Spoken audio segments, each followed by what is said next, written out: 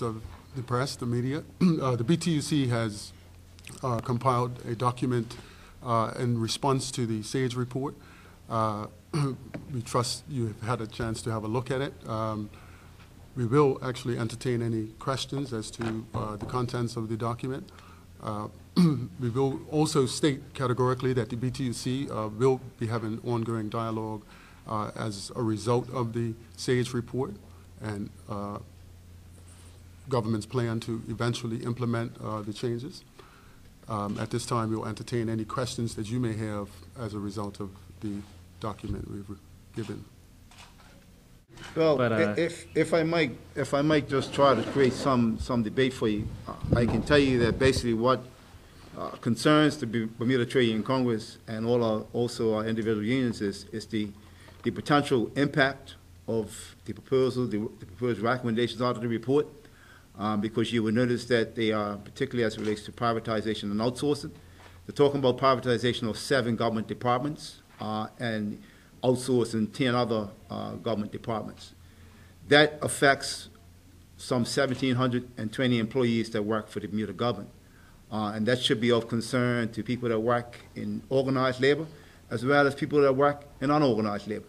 Because whilst people think that outsourcing or privatization is a good word, you have to look at the total impact of what that privatization or outsourcing is going to cost. Because, and I'll use this example for you, DPT right now currently has a deficit of, I'm going to say $12 million with the 250 employees that they have. If you privatize it, you might think, well, how does a private firm make up that $12 million deficit? Well, you're going to reduce your staff by 25%, but you're still going to have quite a bit of deficit. Well, let's look at it another way. Let's just say they're able to grow their revenues by 100%. Right now, they're taking revenues of about $8 million. So let's say they're able to grow that up to $16 million. So that means they've got to increase their revenues by 100%, and then probably cut staff by 25% to basically break even. So that's going to mean that whatever's costing you to get on the bus right now, double that, because that's the only way they can double the revenues. So the total fallout, and this is just for one department, the total fallout of that impacts not just the unionized workers, it also impacts the general public and Bermuda at large as relates to this whole issue of privatization. So whilst we don't understand the need for us to sit down and have dialogue, we need to be very careful how we move the dial too far to the left or too far to the right. Privatization, most of the recommendations were union representatives, post office, bus. Post office not there. Post office? No, post office not there. No. Buses. Paris. Right. It hits the union. What's your take on that? A lot of your members will be, would you consider that union busted in a different form? Well, anytime you look at privatization or outsourcing, there's always been a tactic for union busting, and I don't care how you slice it, that's what it is. Because basically what the belief is that for whatever reason the private sector can do something better, and nobody's saying that certain things in business, we know that business is in profit to make a profit. They're in business to make money. We understand that.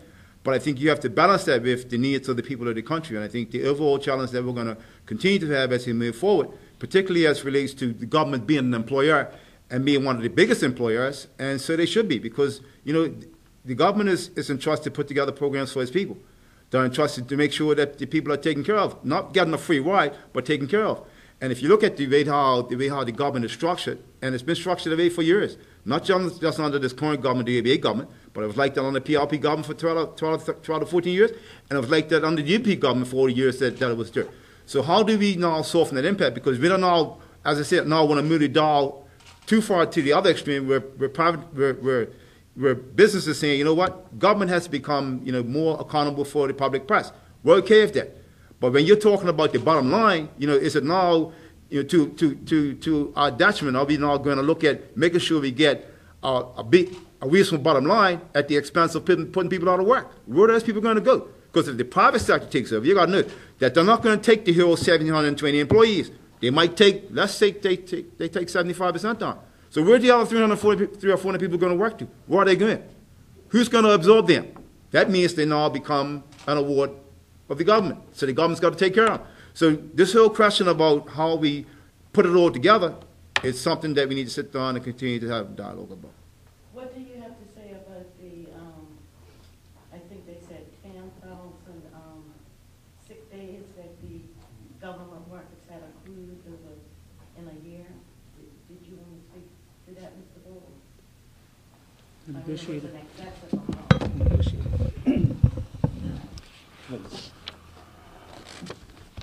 For years, the unions have methodically gone about asking the employer to address sick leave.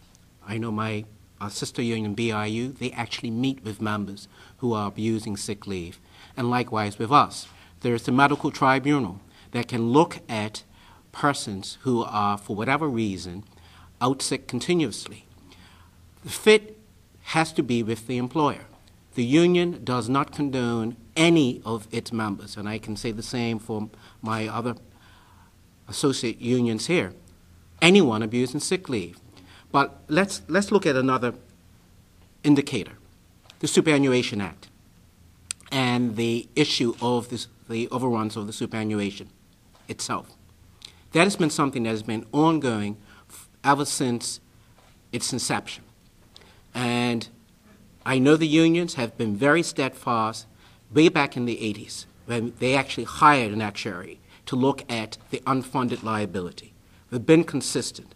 I know Brother Chris had made some statements that apparently caused the ire of one or two MPs. However, let's look at it this way. If the current retirees, if for whatever reason that plan is interfered with, where's the money going to be to sustain their pensions? What is going to happen if you take those public officers who are 45 years and younger and put them in a DC plan or a hybridization of a pension scheme? Who is going to sustain the payments of pensions that persons are receiving? GHI. GHI, a portion of that is in the private sector. But if you're now going to say that all dependents, whether it be children, disabled or likewise, or spouses, are going to have to pay 100% of the premium, is that going to defray the cost of the premium itself? GHI comes under an act, so you're going to have to amend the act. And as Brother Ferbert has just stated, businesses are in business for making profits. So if we're all going to say that the civil service has to go through a metamorphosis, we have been consistent for years and asking for metamorphosis and didn't have to wait for SAGE to tell us some of the things in the recommendations coming out of SAGE. Let me add one further thing to that. I think that this whole question about 10,000 sick days, and we need to be careful because as we've said to employers from time to time, what days are certified and what days are uncertified. Because let's just say 8,000 of those days are certified sick days. Then the ones we're really concerned about now, and we should be concerned about all, but more importantly are the uncertified days. So if 2,000 of those days are uncertified days, because I'm not a doc certificate covers the other 8,000 days, so the 2,000 days that are uncertified, and as Brother Ayer said, we've asked for a sick leave printout. We've talked to our members that, that are on that borderline of abuse. We're just having meetings with our members now to talk about work ethic and all this sort of things. So the unions are doing what they can to make sure that we can assist the employer because the agreement is between both parties, not just one party, it's between two parties. Mr. Herbert, I was noticing right here that it says that will not stand by helplessly while systematic work-related injustice and barefaced labor policies are injected back to society. Off the top of your head, what are 2 or 3 recommendations that particularly raise a red flag to you? We just gave one big one a few minutes ago. Well, maybe 1 or 2 more. Outsource and privatization of 1,700 jobs. And I think if you look at the overall deficit for fiscal period 2013-2014, that the government's predicted that they're going to lose $331 million. By outsourcing all these departments, and let me just say, even though there's 1,720 employees, the expenditure for those 17 departments is $243 million, okay? $243 million. That's almost the entire deficit for 1 year. So I'm not sure exactly, exactly what SAGE recommendations are as relates to privatization, because think about it. If you're not going to privatize corrections, I'm sorry, somebody from corrections is not here, government doesn't get any revenue from each person that goes into into either Westgate or the Coyote. So now when a prisoner goes in jail if it's outsourced, who's going to pay for the prisoner? So you have to ask yourself that question. I'm asking the media to take a look at each one of the recommendations they're making about privatization or outsourcing. Look at the kind of revenue the government gets right now and find out if you privatize it, where is that revenue going to come from? And if I've got news for the government and I've got news for private sector, that people who are paying taxes right now shouldn't be paying taxes to give it to the private sector unit. That should not be the case, sir. Mr. Graham? Who's going to take on that? Who's going to take on that? As a businessman, who would want to take on something that's losing money? One of the things that the commission talked about was the poor performance, I would say, of the civil service from the top right on down, from the bottom right up to the top, and they were very critical of the performance of government workers and slash civil service. Well, You want to comment on that? well, I would think that because I think the SAGE Commission, a lot of them had business personnel who were doing this particular review, and they would look at performance and things like that. Now, I can say for sure that I know that myself, along with the sister unions and my general secretary, have always advocated for better performance within the civil service. We have lunch and learn sessions that we actually have with our members to encourage that there should be performance in the workplace at a certain level. Now, my particular thing is that you can't automatically take all of a business acumen and then just plop it into the civil service. I know, and I've said categorically, that although we can appreciate some of the business acumen that these recommendations are putting forth, you can't automatically go ahead and try to just fit it into the civil service. Now, when it comes to performance, we know that there are members who can probably, I would say, can use a little bit of urgency. And I think that as unions, we are working towards making sure that that does happen.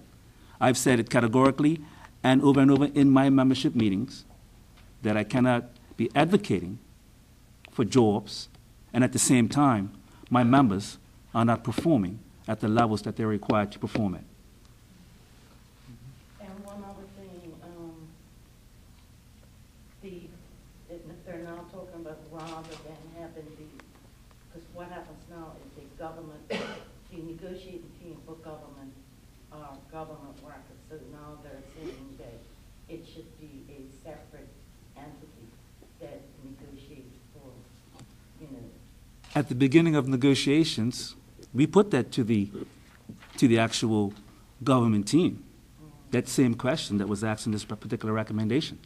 Now, I'm sure that the government team would have gone to their principals to see as to whether or not they felt that it was a conflict. Apparently not, because this negotiation still continued. I mean, I think sometimes we look at the negative aspect of that particular collaboration with having some of our members on the other side negotiating, but I look at the positive aspect of that. Those people are not sitting across there because they have any personal interest, The other people are sitting across that table because they want to make better conditions for the workers in this island. And that's where I come from. That's right. And that's right. They have a mandate. Yeah. But one last question for Mr. Neville. okay. I think one of the concerns that's been raised, and I've heard the Premier raise it as well, about the negotiated sick time with the sick leave or sick time with the Bermuda Police Service, and that it's going to be amended. I think that was in the House last week, or during the throne speech. Correct. Yeah, and again, because the sick leave has actually been an item that was negotiated over the years, the bottom line is we will need to go back to the table and discuss what the adequate time will be, or identify what the adequate time will be for sick leave within the organization. It's not only the Bermuda Police Service, it's right across all the services. I know in the actual report that SAGE has put out, it defines the sick leave for the police as unidentified. However, I will also agree with Brother Ferbert that, these, these are some, as long as certified leave has been taken, it's certified. The uncertified days are limited to a minuscule amount. In the Bermuda Police Service, it's only 8 days that you're supposed to take on a yearly basis as uncertified leave. So this is something that we'll look at during the next negotiating process. Let me ask a question, if anyone can answer, in reference to a little different matter, it's furlough days. Are these furlough days, what is your membership saying? Because some people in the prison, representatives not here, but I got a report last week that, maximum, say 19 individuals were over the furlough day, and they had, management had to call in 9 individuals because they were short-staffed. Do you think these furlough days are working? Who can answer that? Well, I'll just say, I'll let my colleagues answer, but I'll say very quickly that I think that the furlough day process is something that it's never happened before in Bermuda. I think that we're sort of got these high expectations for something that has never happened before. There's going to be teething problems when it comes to the furlough days, and as a matter of fact, we've been working with government to make sure that a policy document comes out that gives some generic clarity on exactly how these furlough days are supposed to be coordinated, or the intent as to how they're supposed to be coordinated. Sure. Sorry. Yeah, good.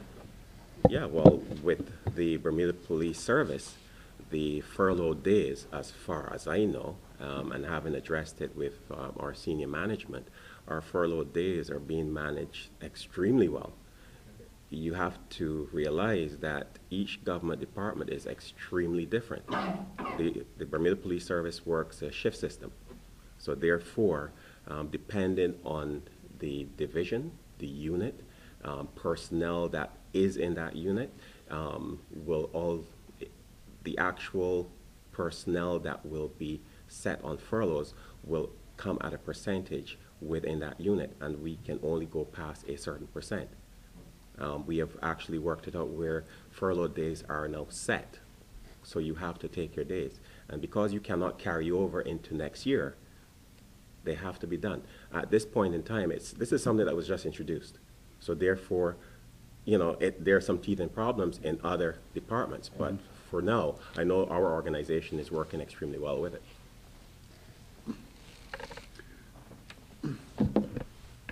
I will say, with the Bermuda Fire and Rescue Service, it's very similar in regard to the shift-related issues as though with police. We actually have had to do some thinking outside the box. I think when this is just another example where the unions would have recognized the state of the economy, and hence why that agreement was made. We were already trying to assist with some things that would have come out eventually in the SAGE report. But I will say categorically that when you're short-staffed and the fire service has made bids to make it known to government that we are extremely short. Prisons were in the same boat. So there's definitely going to have to be some thinking outside the box to make this work. But again, we wanted to ensure that every union representing government workers were affected the same.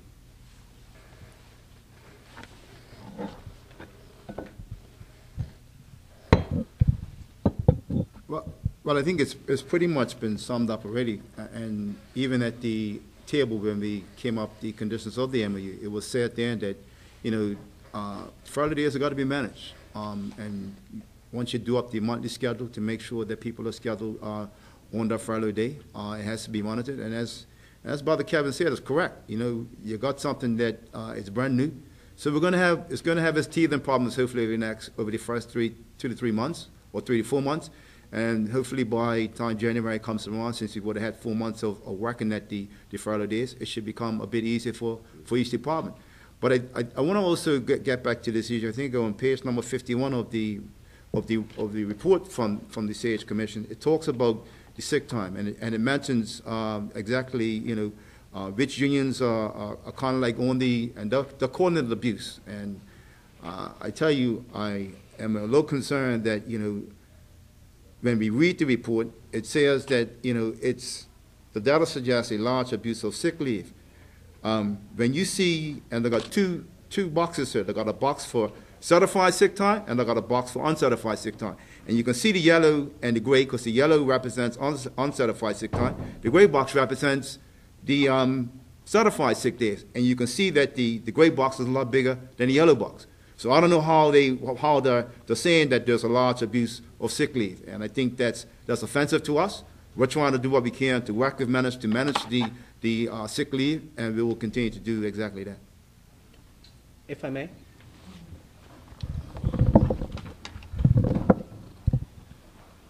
One of the things that is a bit worrisome is as follows. The unions will take its time over the next months to review the document. It would be wrong for us to try to, in this interview, respond to 7 months of work that SAGE has done to satisfy those naysayers that either want reductions in the civil service, etc. What interests me about Bermuda is that we don't fully understand concepts. Privatization, which I'm glad SAGE recognized, failed in the UK. It's failed all over the world. We have Public Service International, of which some of us are recognized, who are one of the authorities on privatization. And we won't fail to call them in to assist us. Mm-hmm. But I think the other piece that needs to be mindful, some of these recommendations, nobody can figure out where they came from. Who were the sources? Johnny Public does have a right to expect the civil service or the public service to provide a service to them. But some instances where you hear critics, I can go into their businesses and scratch my head. Because, for instance, let me take the banks. The banks have cut so much that I still, for months, one bank, my mortgage had a defined processing date, December 2011. And no matter how many times I complained, I was told it was a glitch. So you see, if Bermuda is going to, quote unquote, all of us improve, efficiency has to improve in every facet if we are going to revitalize this economy and move Bermuda along. So, SAGE, yes, in one sense, we need to do the recommendations, but in the other, how can you harm Bermudians who are already working, who are keeping the economy moving, and you got people that are unemployed, and as all the brothers have stated at this table, this desk, what are you going to do? So, public, yes, if you want to see your brothers, sisters, aunts removed from the civil service, make sure you have deep pockets to help them finance the mortgages, the overseas children that are at universities, and everything else that goes along with maintaining Bermuda flowing. And to the outside world, remember, we're the third affluent country of the world. So, unfortunately, we are what we've made ourselves. Mm-hmm. Just one last thing. I noticed that some of the members are not here, but that's not because they're not in support of what you said today. Absolutely not. So it's unanimous for the over and Absolutely. Absolutely. I don't think our mandate has changed from the time that we actually went into negotiations.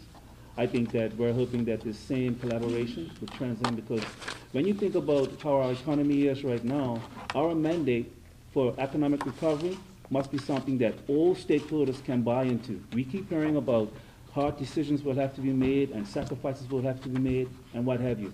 But remember, sacrifices must be something that can be driven by all stakeholders in order for this country to recover.